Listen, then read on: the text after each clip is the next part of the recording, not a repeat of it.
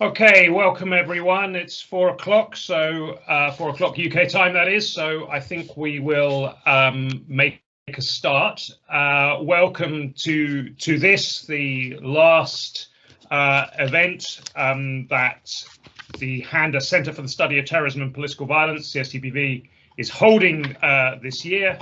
My name is Tim Wilson. I'm the director of CSTPV, and it's a very great pleasure to welcome you to this event. CSTPV is Europe's oldest such centre for the study of terrorism and political violence, and I've always, as director, felt that we should take long-term views of the complex problems that we study. However, one of the great things about being a director is you can command your own policy U-turns. So when my colleague omeni came to me, and suggested an event on to reflect upon the consequences of the death of Abu Shekau on the 20th of May, it was a no-brainer to say yes, we should do that. Abu Shekau, of course, was the architect, amongst many other atrocities, of the horrendous 2014 mass kidnapping of schoolgirls in northern Nigeria, and much else besides. One of the few sort of, if I can put it this way, terrorist superstars to sort of break into the kind of into global renown or infamy. And we have no better guide to this than omeni. In the short time he's been with us in CSTPV since the autumn, he has really helped put the centre on the map as somewhere to go to, as a centre of expertise on West African conflict. He got his PhD from the War Studies Department at King's College London, where he also picked up the prestigious Rising Star Excellence Award in 2019, before moving to Leicester and to ourselves last autumn. He is an expert on Boko Haram, and particularly counter-terrorism measures to try and defeat it.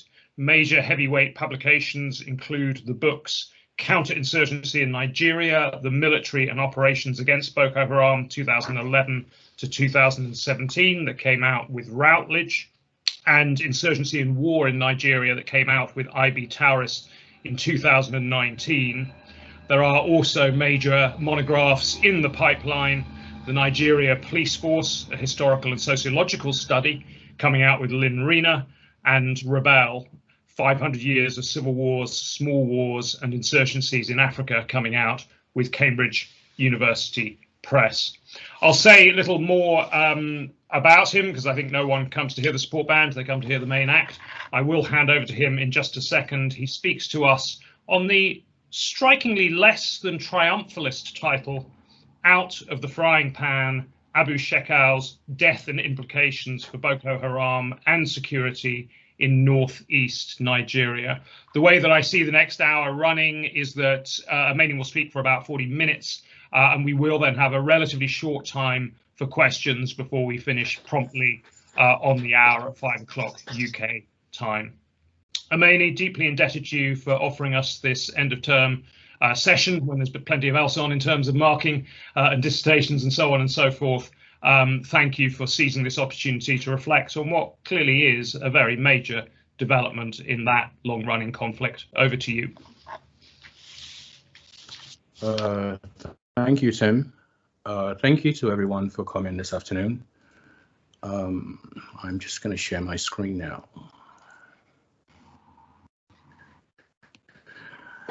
Okay, well, I hope everyone can see this.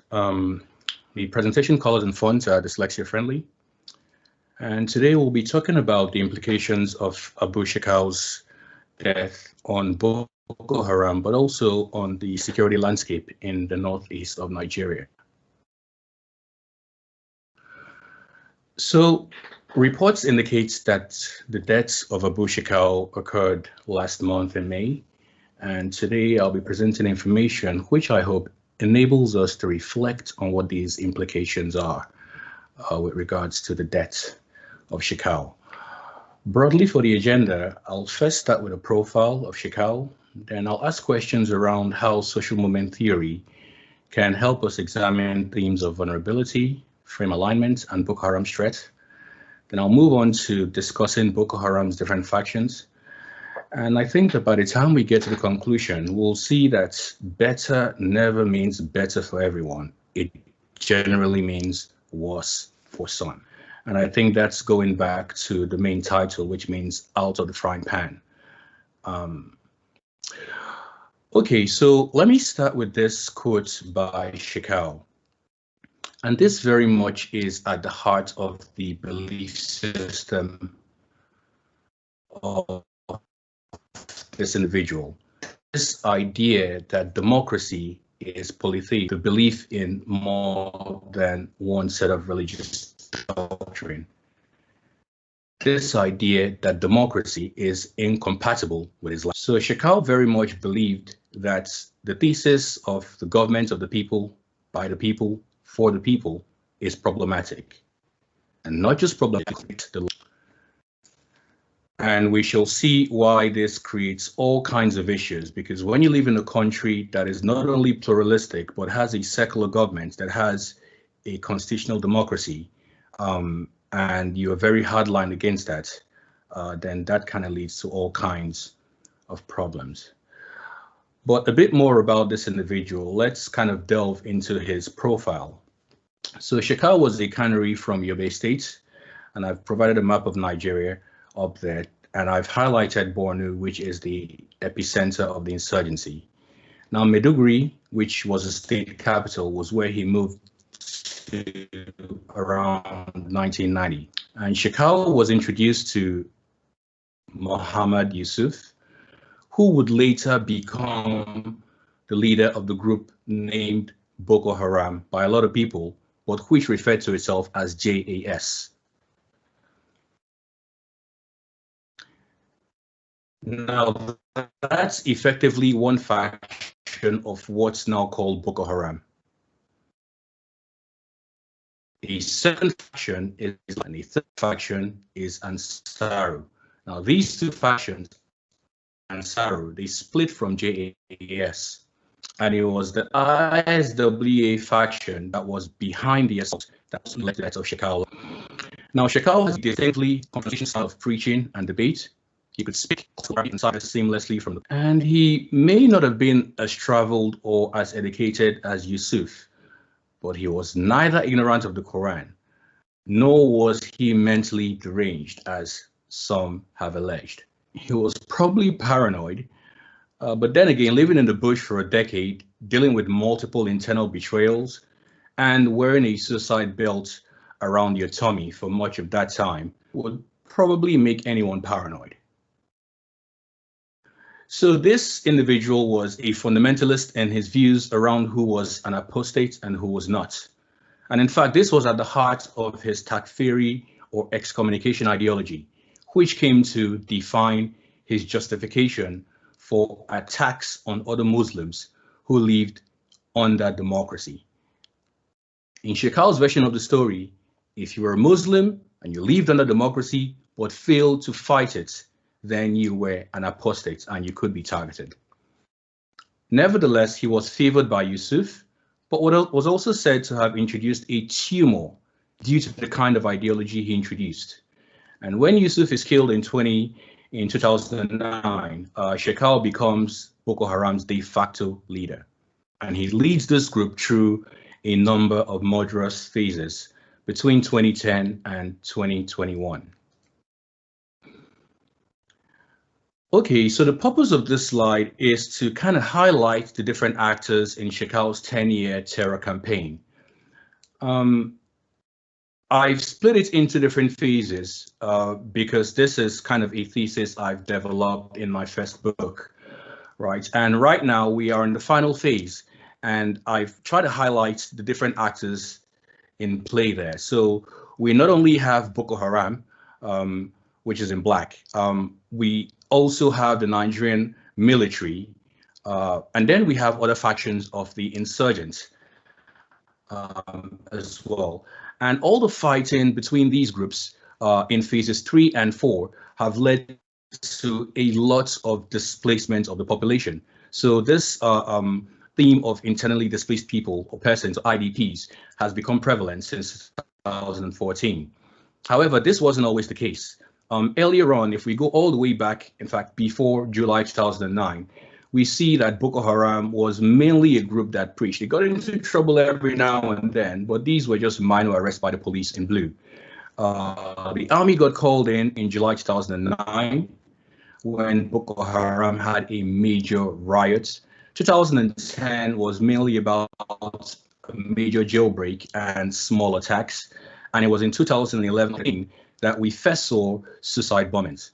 Now, I've highlighted the mosque, but also the female suicide bombers there. And the reason I've done this is that these were red lines between Boko Haram and the other factions.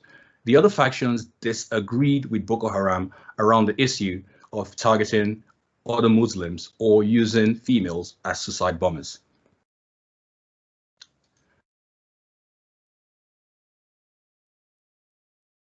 Okay, so between 2013 and 2014, no other perpetrator group increased its death tally more than Boko Haram.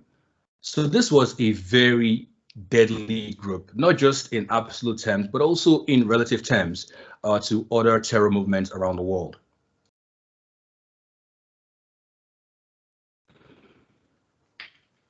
And granted, the casualties associated with Boko Haram's insurgency have reduced since 2014. However, as we see from this chart, there are still casualties. And in fact, Nigerian army casualties have also spiked between 2017 and 2019 as well. And we shall explore the reason for this spike, the reason for the increased attacks on soldiers a bit later on. But this is a helpful graphic provided by the Center for Foreign Relations. Bruce Campbell, Ambassador Campbell's organization, Ambassador Campbell was here not long ago at the CSTPV. Okay, so one reason why Boko Haram has remained so deadly is its ability to field large numbers of dedicated fighters. The operative word here is dedicated, right? So even if we make allowance for the fact that Boko Haram kidnaps and coerces a lot of folks into joining the movements, where do the rest come from? Well, let's see if theory lends some explanatory power here. So we'll be using some social movement theory, and on the back of that, yes, Boko Haram does conscript, coerce, and kidnap many eventual fighters. This is beyond dispute. Also beyond dispute is the fact that some fighters defect. It's nothing new here, folks. Social movements lose members to defection all the time, and terror movements are no different in this regard. However, an insurgency would crumble from the inside out if majority of the fighters did not support the cause, i.e. if they were not radical enough to fight the incumbent. So understanding how these hardcore devotees stay aligned to the movement's objectives is important. So social movement theory tells us that radicalization that leads to violence rarely takes the form of a sudden or abrupt change. Instead, it tends to be a complex social change that operates on several different levels. So here, introducing Silber and Batt's 4 stages, you have pre-radicalization, self-identification, indoctrination, and then onto what they call jihadization. So as we see, the process of radicalization leading to violence follows a non-linear, non-predetermined path. And this is why a lot of us think that the conveyor belt thesis is problematic, because you have 2 individuals from the same household who would both be affected differently. In fact, one might become radicalized and join a terror group, the other might not be, right? And this goes back to my earlier point about radicalization being shaped by multiple factors: personal, collective, social. However, there is one quantity to most Boko Haram recruits. This is that Boko Haram targets the vulnerable. But what do we mean by vulnerable? Very often when we hear about vulnerability in insurgency, our minds kind of pivot towards socioeconomic vulnerability. However, as we can see here, there are several factors that influence vulnerability. There are relational factors, right? So a dysfunctional family, right, that's been affected or separated by conflict is one example. There are personal factors, a troubled adolescence or a difficult transition into adulthood. An identity crisis, right, could also make individuals vulnerable. And there are psychological factors, psychological trauma, psychological frailty, psychological distress, all that features as well. And of course, we have the socioeconomic vulnerabilities too. All these kind of feature into helping us understand what it means when we say an individual is vulnerable. So why is Omeni talking so much about vulnerability in this lecture? Well, vulnerability is important because participation in a social movement is influenced by rational decision-making processes, whereby people weigh the costs and benefits of participation. This also applies to social movements that are extremist or terrorist, right? The more vulnerable people are, the less we can expect them to make normal cost-benefit decisions. Let's take the scenario, right, of the common theme of socioeconomic vulnerability.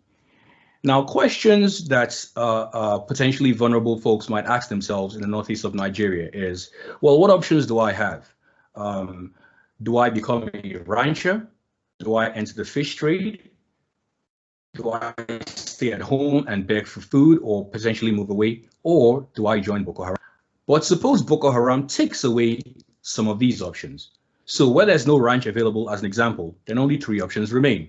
And where there's no fish trade or ranch, then there's just 2 options.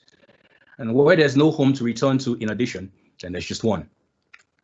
So what we see here is that Boko Haram can effectively influence individual decision-making within conflict spaces. How? Well, there's 2 key ways. First, by taking away more viable options, as we've seen. And second, by aligning its frames with those of potential recruits. So what do we mean by frames? Frames are culturally determined definitions of reality. Right, they facilitate the interpretation of objects and events, and they help us to condense and simplify the world. Through framing, social movements can organize experience and guide action. So framing is a very important recruitment mechanism. So what we see here is that individual side factors, such as the vulnerability factors we've just examined, or push factors, these are not the only factors at play. They are also pull factors. That is, how do social movements act to recruit new members? The things they say, their framing may help social movements pull new recruits. And this tells us that radicalization is sometimes, in fact, maybe most of the time, not a one-way street. So push factors might be, why might people join Boko Haram? And pull factors might be, what is it that Boko Haram is doing to restrict choices? But also, what is it saying to align its frames with those of recruits? Now, early on, these push and pull factors may not be synergistic, i.e. the frames of the movement on the one hand and the recruits on the other may not align. However, over time, this might change. According to social movement theory, frame alignment relates to the interests of both the social movement organization and the unit being made congruent over time.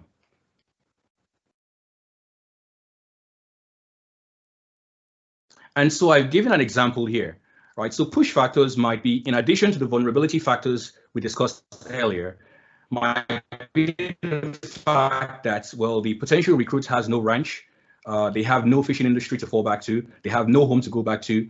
Oh, and by the way, they blame the government for their predicament, and so they refuse to relocate to an internally displaced person's camp. So those are push factors. Pull factors from Boko Haram might be the fact that Shekau preaches against democracy, the fact that he argues that Sharia would make things much better, the fact that he argues that Boko Haram is able, with your help, to implement Sharia, reminds you that your duty to jihad, provides you with food, shelter, camaraderie, even laptop access, and electricity. This is not a fantasy, this is true. Boko Haram members had access to these things, which they probably wouldn't have had if they were out on the streets. And by the way, they also arm you and provide an opportunity for revenge or to join jihad, which, as a reminder, you're being told is your duty anyway. And when this kind of synergy is achieved, what we see is that the recruit's reality becomes congruent with Boko Haram's interpretation of events. So let's tie this whole section together, right? Frame alignment kind of leads us to questions around how the environment in Northeast Nigeria facilitates push factors, right? How the government could disrupt the process on both sides. And crucially, what opportunities do Shekau's death present here? To answer this final question, let's take a closer look at the ideology of Shekau and JAS relative to the other Boko Haram factions. So to begin with, we should acknowledge that there is some common ground amongst the Boko Haram factions. All three factions employ similar framing language. Right? One example is the view that, well, the Nigerian government is not prepared to defend our rights. Why? Well, it's not an Islamic government. And so it's incumbent upon Muslims to found their own organization, especially to fight terror. And part of this framing, all three groups argue that, well, during all the conflicts perpetrated against the Muslims in this country, the government never helped. In fact, they aggravated the situation. They attacked madrasas. They humiliated teachers. They threw sacred texts into the sewers, right? Aren't they the killers of Malam Muhammad Yusuf, the original Boko Haram leader? And they also kind of reference this sort of historical framing, this idea that the British Governor General Frederick Lugard went to Kano and killed many Muslims, including Atahiro I. I write about this northern expedition between 1902 and 1903 in my forthcoming police book. But this is part of the narrative being built here. And a commonality across all three factions. And similarly, they all come to the same conclusion, right? A call for jihad. A call for jihad. And this idea that it's incumbent to end the raid to kind of remove the unjust rulers, the taguts, and exchange them for peace and justice. So on the one hand, you see these commonalities, but this because Boko Haram's structure, methods, supports, influence, and areas of operations. So now let's look at the three factions of this movement people call Boko Haram. Group called Boko Haram is a bit more complicated than a single name. AS, led by Abu Shekau. Its name was changed to ISWA after Shekau's oath of allegiance to the Caliph of the Muslims on 7th March 2015. And for reasons we shall highlight a bit later on, JAS was reactivated in August 2016. And the group remains strongest in central and southern Borno. The second faction is Ansaru, right, the vanguard for the protection of Muslims in Black Africa. And this faction has emphasized its links to Al-Qaeda. It's demonstrated activity in Kano and the northwest of Nigeria, and it broke away from JAS, Shekau's faction, in 2012 due to Shekau's excessive takfirism. We shall discuss takfir ideology in more detail shortly. And the third faction is ISWA, and this is led by Abu Musab al-Barnawi, who was appointed as the Wali of ISWA by Daesh in August 2016. And they have remained a major player in central Borno, northern Borno, including the Lake Chad area. And we shall also examine the circumstances of this faction's emergence. So as far back as 2011, you could already see schismatic tensions being evident in Boko Haram. In fact, as far back as then, members of Shekau's group sent Osama bin Laden a letter, right, saying how overjoyed they were at his approach to jihad, right? But then also pointing out that, look, we have a problem here because whereas your way is good and right and kind of the middle straight method, we have someone here in Abu Muhammad al-Shekawi, aka Abu Shekau, who is not acting in congruence with your accords, okay? And I guess when you're being reported to Osama bin Laden, remember him for bad behavior, you know you've really screwed up, right? But there's more. There's more. And so they kind of point out that Shekau has begun to manifest signs of extremism. And I think the irony of this can't be lost on anyone, right? These folks are talking about extremism and deviation. And they say that one of the most extreme practices of Shekau is labeling Muslims unbelievers, right? And that he would use takfir for all who participate in elections. And this is so broad, it's a problem. Because intuitively, everyone that lives in Nigeria is expected to live under democratic rule. And to Shekau, that's a problem. Unless you are actively fighting the government in public, you are his enemy.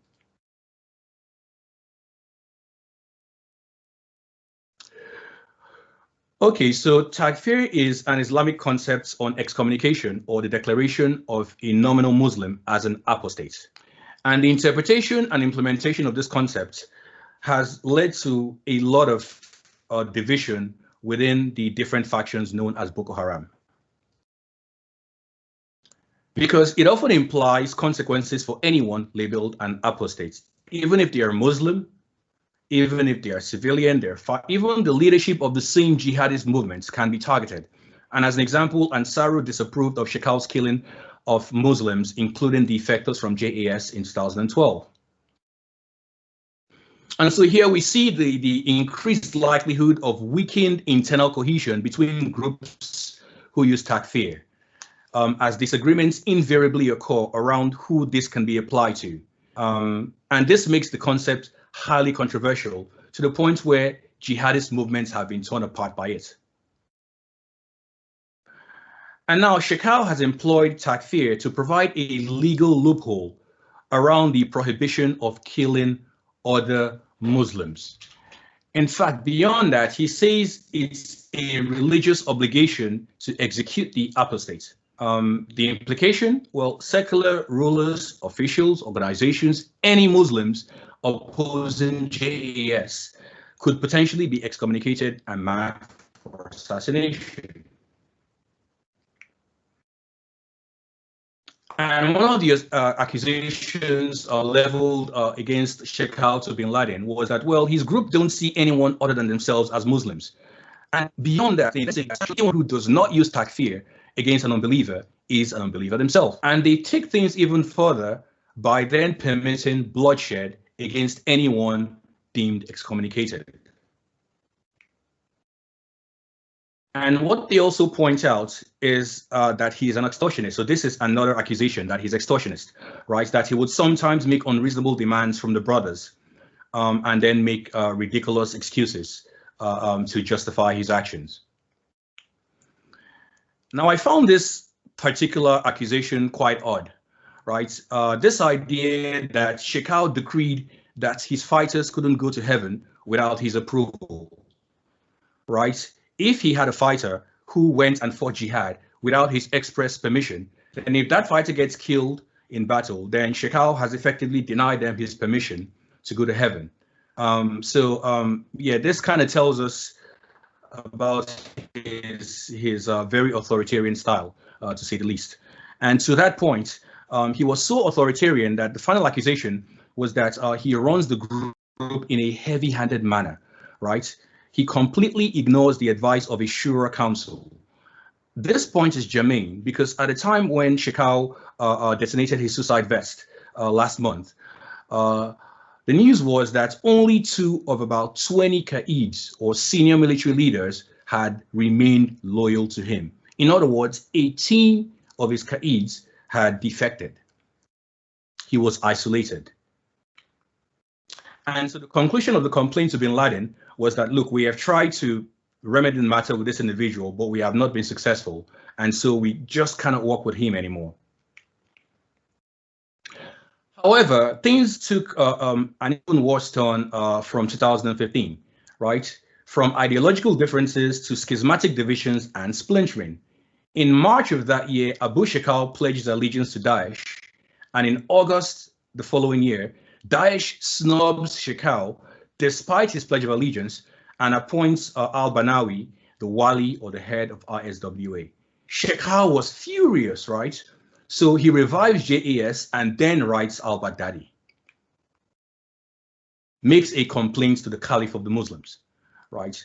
And this complaint was along the lines that, look, we have heard the news that you have appointed someone else, but you don't really know this guy you've appointed, right? He does not follow a sound doctrine from authentic Salafism. Now, we have written you 8 letters about this. We've received no response.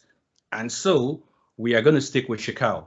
And so here we kind of see the emergence of rival schools. And so let's briefly look at the positions of all 3 schools, right? First, JAS.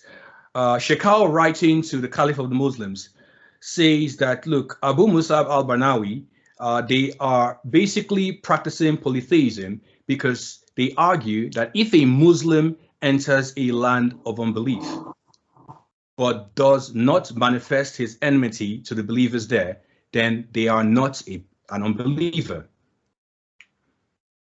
Says he disagrees. He says if you're a Muslim and you enter the land of the unbelievers, i.e. anywhere where democracy is being practiced, you need to publicly express your hatred, right? And if you fail to do that, then you are not a Muslim. And he says, look, this is our ideology and we would follow it to the end.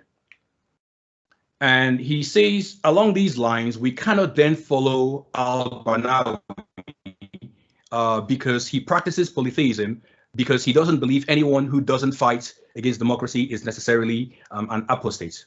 He says, look, we hold our own ideology and we are sticking to it. Another very controversial position is that Shekau argues that if a woman is praying and fasting, i.e. she is a devout Muslim, once she participates in democracy, I would capture her the same way they captured the Christian slaves in battles, right? So pointing to the first Caliph, Abu Bakr, and his practice. And he says, look, this is what Abu Bakr did, and this is what I will do. This is my creed. So as a summary of JAS, well, it's a weaker group now, around 2,000 motorized infantry. It's always employed female suicide bombers, remains strong in central and southern Bornu. It hasn't been very effective militarily, right? It employs swarming tactics, which are effectively high-risk infantry charges.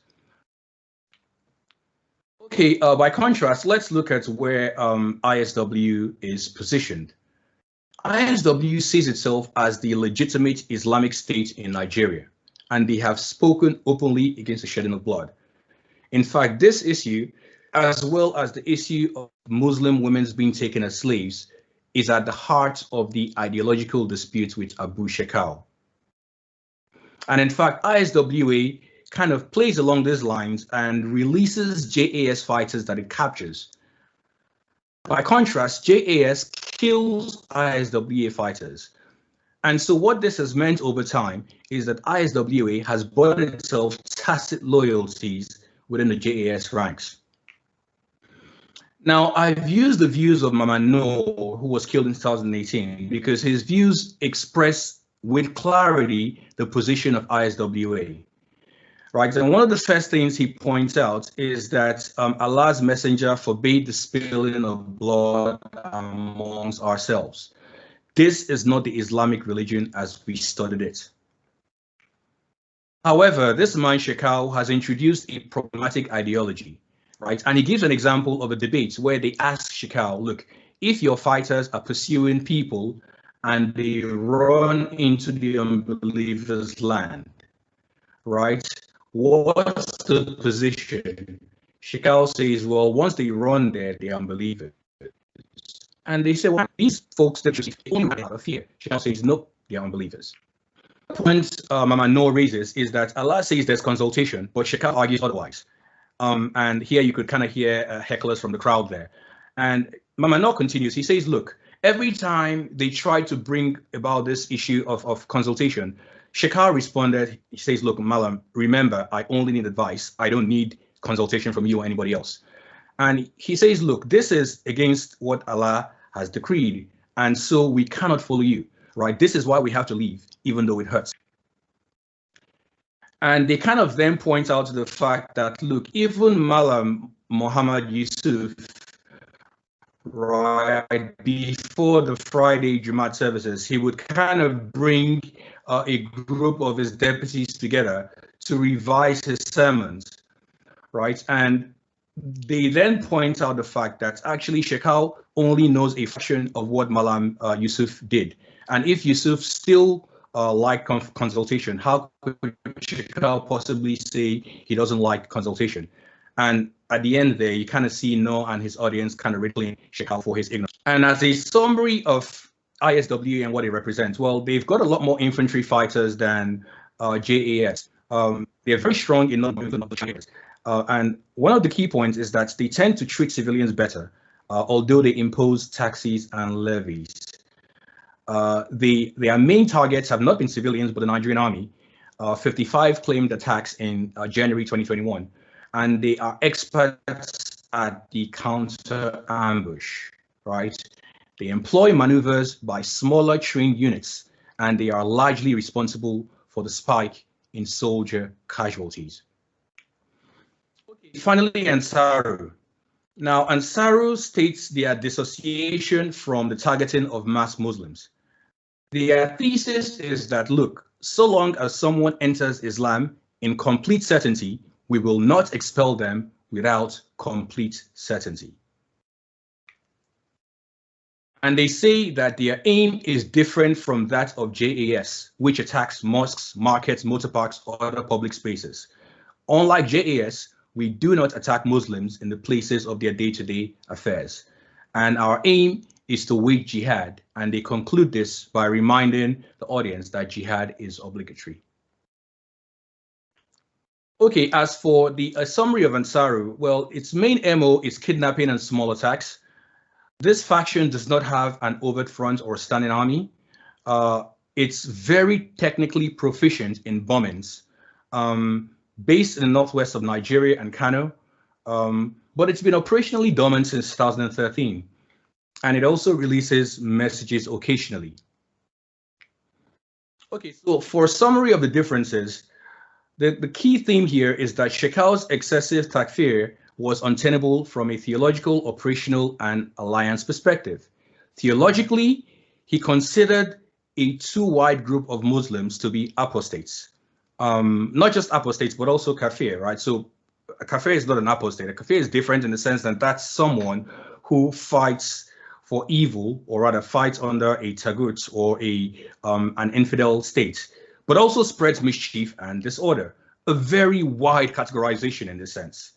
Operationally, Shekau killed ordinary Muslims and ignored their needs. And in terms of an alliance, I mean, how could you work with this guy, right? He caused internal fitna, right? The sowing of discord, trouble, unrest, and rebellion by killing off his most competent commanders. Now, Shekau's opponents had kind of hoped that when he swore allegiance to al-Baghdadi, that things would smooth over amongst them.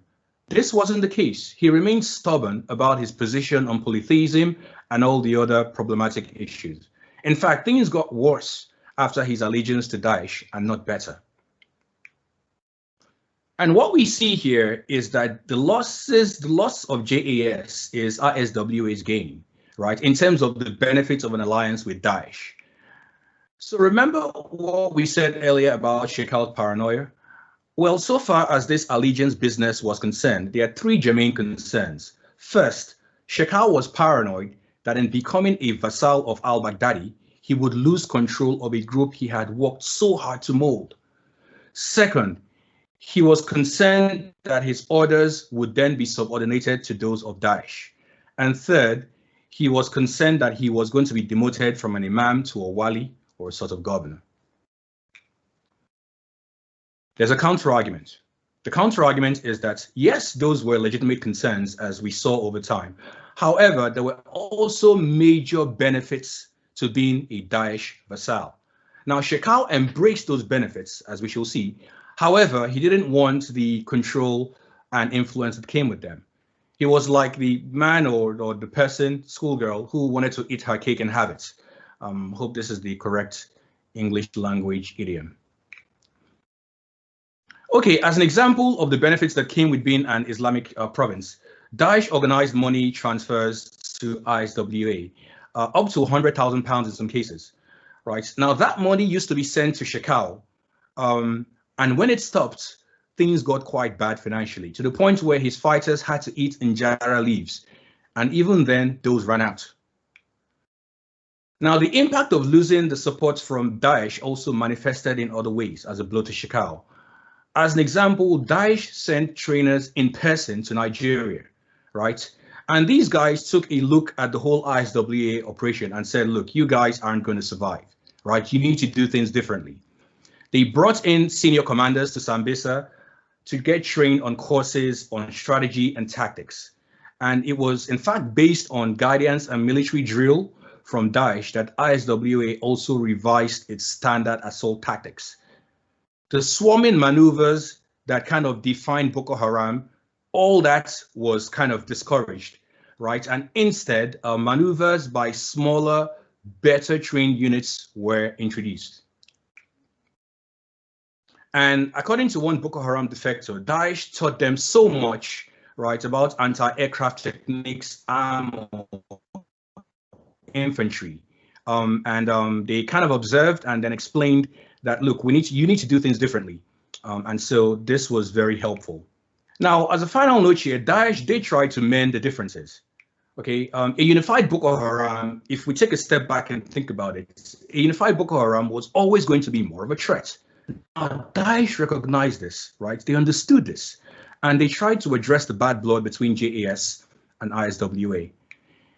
In fact, according to two Boko Haram defectors, al-Baghdadi himself held a three-way parley between Yusuf al-Banawi and Shekau. However, this parley failed to lead to a substantive mending, right? Daesh also tried to pacify Shekau by saying, how about we make al-Banawi your deputy in the Lake Chad region? Al-Banawi refused. By this time, the breach could not be mended. And so in August 2016, Al-Napa, the Daesh weekly publication, announces Abu Musab al-Banawi as the Wali of ISWA. There is no mention of Shekau. The man who has been with Boko Haram in all this time was now a pariah. Right, he was furious, must have been furious, right? A bitter pill to swallow for a very prideful man like Shekau. Or to hell with them if they don't agree with me, right? He doubled down on all the practices that isolated him. And even as he consolidated his hold on southern Borno, ISWA consolidated their hold in the north and started to then ingress into southern Borno to challenge Shekau's territorial. So what were the consequences? Well, we see that over the last 5 years, these groups have continued to fight each other, and population, territory, resources, and ideology have been at the heart of the struggle. Each has had a stronger presence in different parts of Borno states, but they also fight the Nigerian military. And so this is the classic, the enemy of your enemy is my friend. And so this kind of leads us to May 2021. Right. Last month, Shekau was supposedly surrounded by members of ISWA, and facing death, he detonated his suicide vest. So the reports go. These reports, omeni has no monopoly on them. They are widely available all over the internet. Right. So won't go into them here. What I would say is that this kind of leads us to the end of the lecture. Right. What are the implications of Shekau's death? And I'm asking questions, but I'm also creating some reflection points for us. In terms of framing and language, what changes in framing might we see from Boko Haram now going forward? In terms of numbers, are more or less people likely to be attracted to Boko Haram based on the changes to framing? In terms of territory, are we going to see less fighting? And if we see less fighting over territory, this reduced expenditure of manpower and material for the insurgents, what does that mean in terms of the threat for the Nigerian army? In terms of the local, we'll probably see fewer civilian casualties because Shekau and its fair ideology. In terms of JAS, most certainly weaker, right? In terms of ISWA, most certainly stronger. In terms of Ansaru, potential to reactivate operations and reunify with ISWA. And on this theme of reunification, Might all three factions be reunified as ISWA with better tactics, drill, and bombing proficiencies? What will this mean for the Nigerian military? But there's also the counterinsurgent side, right? What are the implications for Nigeria's security architecture? Well, this kind of depends. If Shekau's death leads to more infighting, then that's good news, right? If it leads to closer cooperation, I don't really see how that's good news. I also think that the army has to understand what an anti-fragile enemy is and how to defeat it, something I write about elsewhere. In terms of the implications for Operation Safe Corridor, the government de-radicalization program, look, we might see a lot of fighters simply say, look, we've had enough of all the fighting. Shekau is now dead, we won out. And we might see an uptick of numbers. And there's also potential for opportunity in economic, political, and environmental areas, right? If you think about it, with community knowledge, is there room for the emphasis on the nexus between development and peace, right? In other words, a shift away from the emphasis on the nexus between security and peace, which we've seen for over a decade, the war model, if you like. Is there a window for activation of peace talks, a room for an armistice, just like Professor Olonisaki suggested not too long ago here at the CSTPV? And is there an opportunity to address all the small holes in the punctured basket that's Northern Nigeria? What do I mean by this? Northern Nigeria is like a leaking bucket, right? There's this big hole called Boko Haram that's been there for such a long time that everyone else is trying to patch up that hole, forgets all the smaller issues, things like desertification, things like the drying up of Lake Chad, things like deforestation. These are real environmental issues. Is there room now for these to be addressed? You guys have been great. Over to you, Tim. Thank you.